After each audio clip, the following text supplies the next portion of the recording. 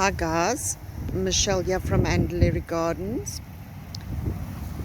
Today we're going to be moving the first lot of plants into the blue and purple garden.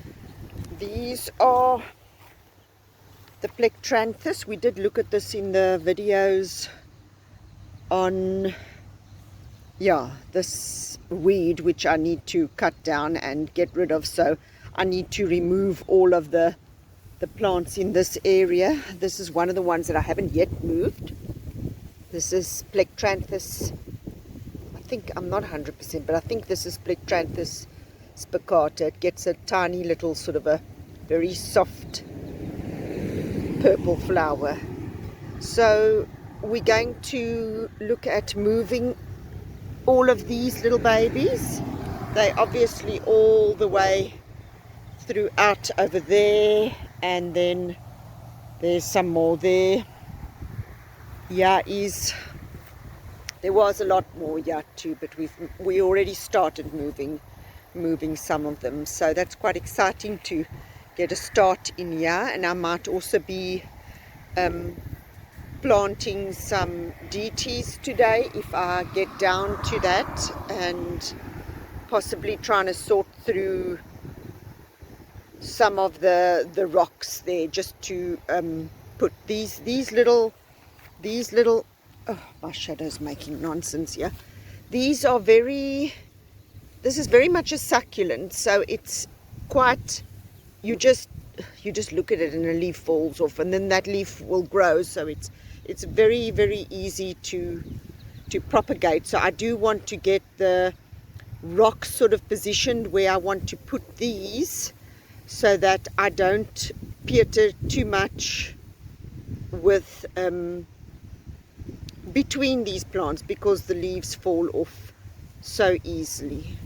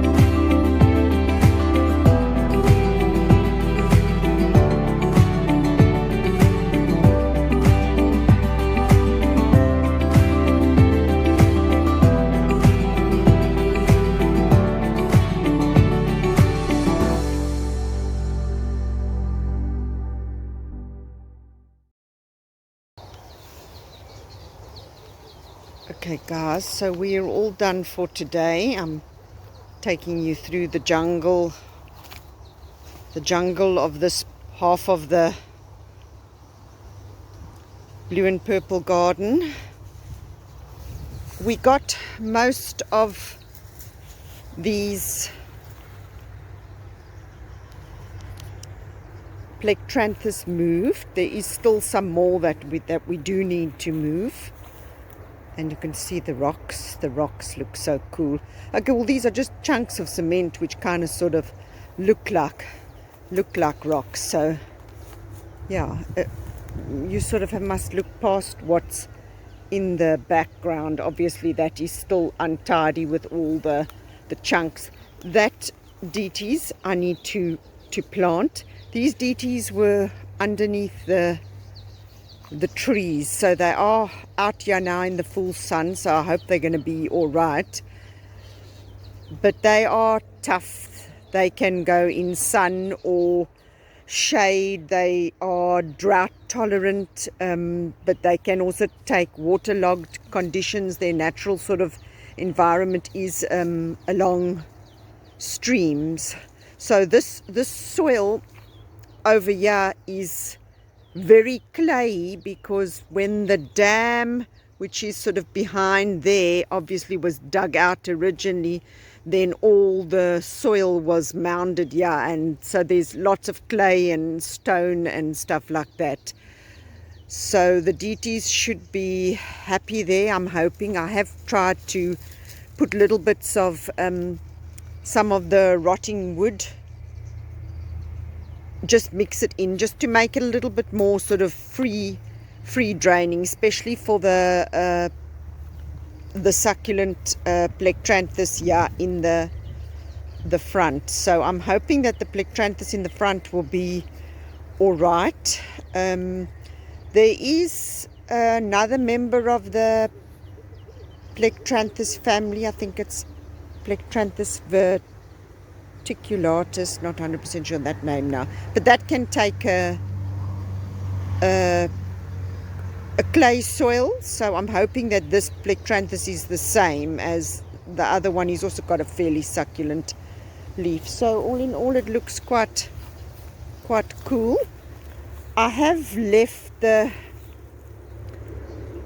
stumps. There were stumps all along that little trench there, but they were very rotten, and there were a couple of rotten ones in amongst this area here. So I did use some of the very bad ones there just to lift the ground up there. So I'm going to leave these stumps here for now. Don't know if I will leave them there permanently, but for now, just to give me a demarcation line, if I can put it that way. So yeah, the rocks are quite cool. Quite like the way they look. I might get like a rust stain and stain them rust, or I might just leave them the kind of the raw cement color. I'm not 100% on that quite yet. So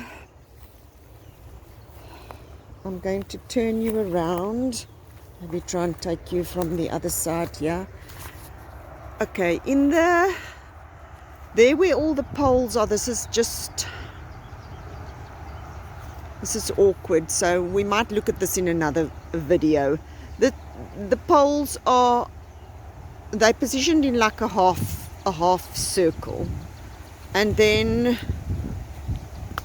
there's a sleeper here, over the sort of the trench that runs along here, like my dry riverbed. So this half, the stumps there, and then you can't really see, but there's more stumps behind this tree, created another half circle where I had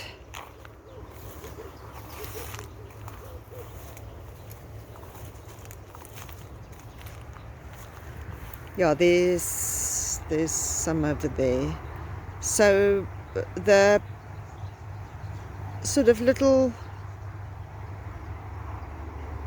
table come things, just so I can do like a bit of like a meditation practice, maybe little stones or whatever that you want to arrange in patterns kind of things. Then you would stand there by those sort of two setups and do that kind of thing. So we'll look at this in another video. We could have planted the rest of these here, but I'm a bit concerned that this is, my circle here is very deep compared to the depth of the half circle at the back. So I'm feeling like I might need to move these stumps a little bit further in to make the depth of this half circle a little bit shorter. So we'll look at that in another video, and then we can see this sort of front section here all finished, but it looks very cool from this angle. I'm quite pleased with the way that turned out.